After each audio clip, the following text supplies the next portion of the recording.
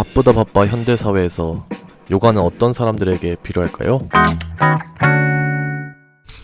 구루님들 나마스테. 오늘은 미디어에도 혹은 SNS를 통해서 요가를 보시고 요가 한번 해볼까 고민 중이신 분들, 혹은 요가가 나한테 좋을까 이런 고민이신 분들을 위해서 이런 특성을 가진 사람들이 요가를 하면 좋을 것 같다라는 주제로 한번 말씀드려 보려고 합니다. 그래서 이 좋다라는 의미가 모호할 수 있잖아요. 그래서 이 좋다라는 개념부터 먼저 잡고 가면은, 여기서 이제 좋다라는 의미는 이제 요가를 잘 할 수 있는 사람이라기보다는 요가를 하면은 자기가 갖고 있는 단점들을 보완할 수 있고 조금은 이제 긍정적인 영향을 받을 수 있는 그 정도의 개념으로 보시면 될 것 같고요. 그래서 제가 이제 6년 넘게 요가를 하면서 느꼈던 제 개인적인 어떤 생각으로 이런 사람들이 요가하면 참 좋겠다라고 평소에도 생각했던 그런 부분들을 오늘 한번 말씀드려 보려고 합니다. 그렇다면 어떤 분들이 요가를 하면 좋을지 한번 시작해 보도록 하겠습니다.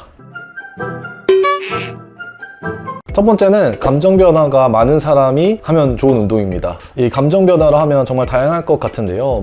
사소한 것에도 상처를 받는다거나, 혹은 짜증이 올라온다거나, 혹은 생각이 너무 많아가지고 감정 정리가 안 되는 사람이라든지, 혹은 작은 자극에도, 작은 어떤 피드백에도 혹은 감정 변화가 생긴다거나, 등등등. 이런 사람들이 어떻게 보면 이제 감정 변화가 상대적으로 좀 큰 사람들이라고 생각이 되는데요. 또 요즘 MBTI로 치면 F인 사람 중에서 이런 분들이 좀 더 있지 않을까라는 생각도 좀 들긴 하는데, 저 개인적인 생각입니다. 이런 분들은 스스로도 아마 조금씩 알고는 있을 거예요. 잘 알게 되는 그런 상황이라면 연애를 한다거나, 연애를 하면 이제 다양한 감정들의 어떤 변화들이 찾아오죠. 내 것이라고 생각하는 그런 상황, 혹은 내가 너무 좋아하고 사랑하기 때문에 어떤 그런 집착이나 욕심에 의해서 생기는 그런 감정 변화들, 이런 것들이 잦은 사람들이라든지, 혹은 또 회사 다녀보면 알죠.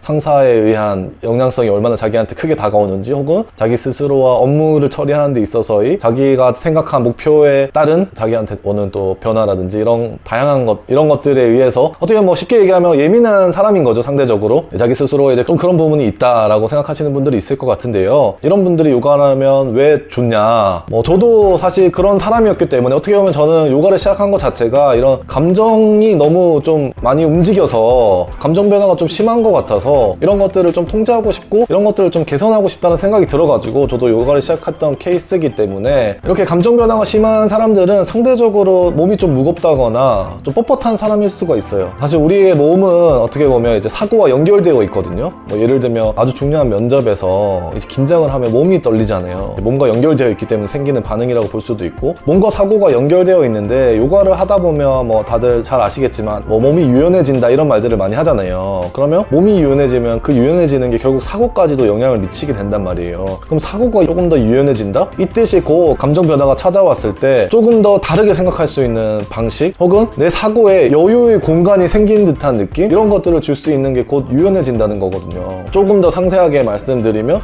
내가 정말 감정이 올라왔을 때 그 감정은 결국 하나의 자극 같은 거란 말이에요. 그런 자극이 나한테 찾아왔을 때 이 자극이 나한테는 짜증이었어, 예민이었어. 근데 유연해진다는 것은 이 자극이 짜증이 아닐 수도 있다, 혹은 다른 무언가가 될 수 있다라고 생각하는 그 방식이 생기는 거거든요. 한마디로 내 마음의 공간이 넓어진다고 해야 되나? 아니면은 약간 관찰자 입장에서, 제3의 입장에서 내 감정을 바라볼 수 있게 된다고 해야 되나? 이런 것들이 생기는 거란 말이에요. 요가를 하다 보면 과거보다는 조금 더 유연해질 수 있기 때문에 그런 것들이 사고에 영향을 미치게 되고, 꾸준히 하게 되면 유연한 사고들이 감정 변화를 통제하는 데 있어서, 혹은 감정 변화에서 부정적인 기운으로 만들지 않고 그 감정에 취하지 않고 깨어있는 상태로 조금 더 유지할 수 있는 그런 방식을 배우는 것 같단 말이에요. 그게 이제 요가가 주는 큰 효과 중에 하나인데, 근데 사실 이렇게 얘기할 수도 있을 것 같아요. 아니, 지금 내가 예민한 사람인데 요가하는 것도 예민해서 되게 힘든데 주변 사람들 때문에도 신경 쓰이고 몸이 찢어지고 몸에 자극 오고 이런 것도 되게 예민하게 반응이 와가지고 그거 요가하는 것 자체가 힘든데 어떻게 요가하란 말이냐.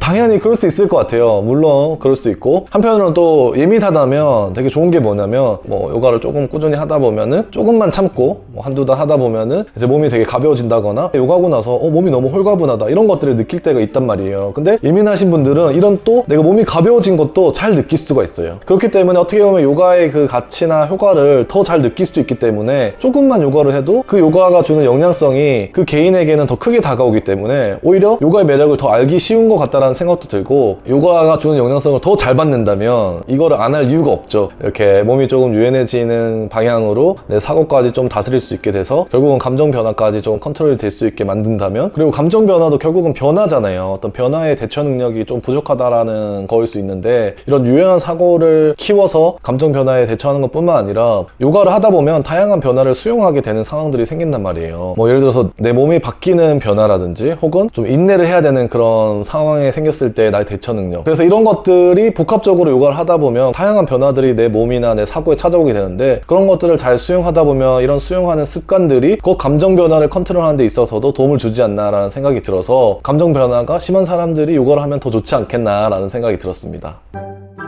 Surprise!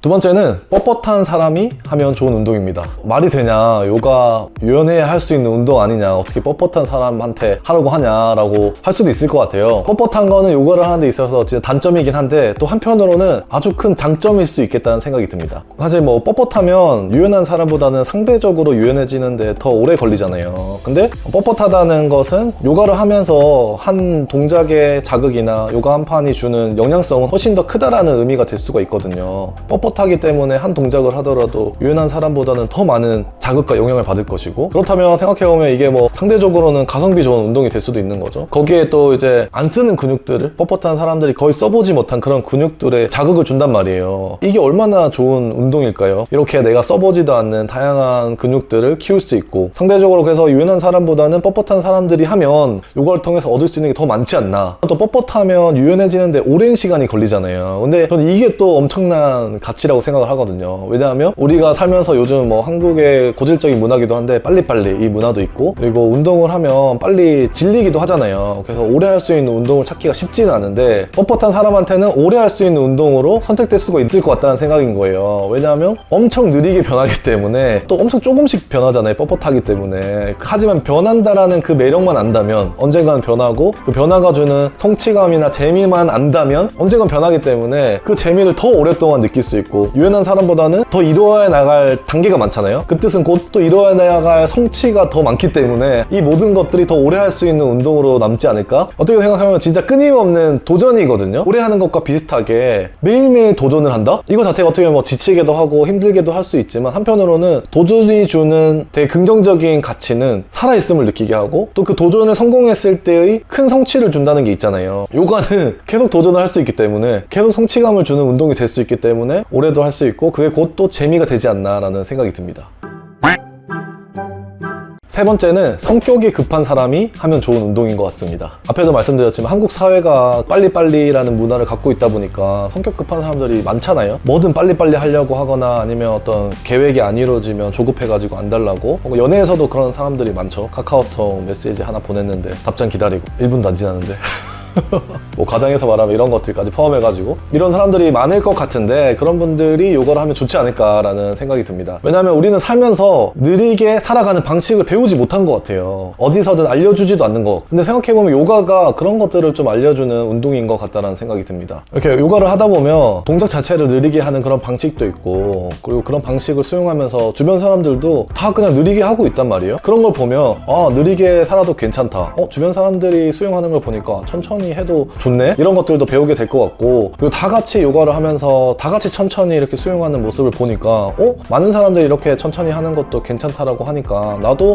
천천히 살아도 되는구나, 혹은 그런 방식들이 있구나, 이런 것들이 요가가 알려주는 것 같다는 생각도 들고, 또 동작을 잘하려면 혹은 요가를 조금 더 잘하려면 무조건 달려드는 것이 아니라 한 템포 기다렸다가 동작을 한다거나 그런 방식들을 배우게 된단 말이에요. 이런 과정을 통해서 천천히 하는 방식, 좀 기다리는 방법, 이런 것들을 알게 되면 자연스럽게 삶에서 내 성격에서 느리게 사는 방식을 배우게 되는 것 같습니다. 그래서 어떻게 보면 무조건 느리게 살아라 이게 아니거든요. 또 선천적으로 성격이 좀 급한 사람들은 저도 그렇지만 그걸 바꾸기가 정말 힘들어요. 다만 제가 말씀드리고 싶은 거는 빠르게만 살 필요 없잖아요. 분명히 빠르게 살고 성격이 급한 것도 일하는 데 있어서는, 업무 처리하는 데 있어서 엄청 좋은 강점이란 말이에요. 한편으로는 삶에 있어서 단점이 될 수 있는 부분이 있는데, 느림의 방식을 배워서 그 단점을 보완하는, 어떻게 보면 두 가지 무기를 갖고 살게 도와줄 수 있는 운동이 요가지 않나라는 생각이 듭니다.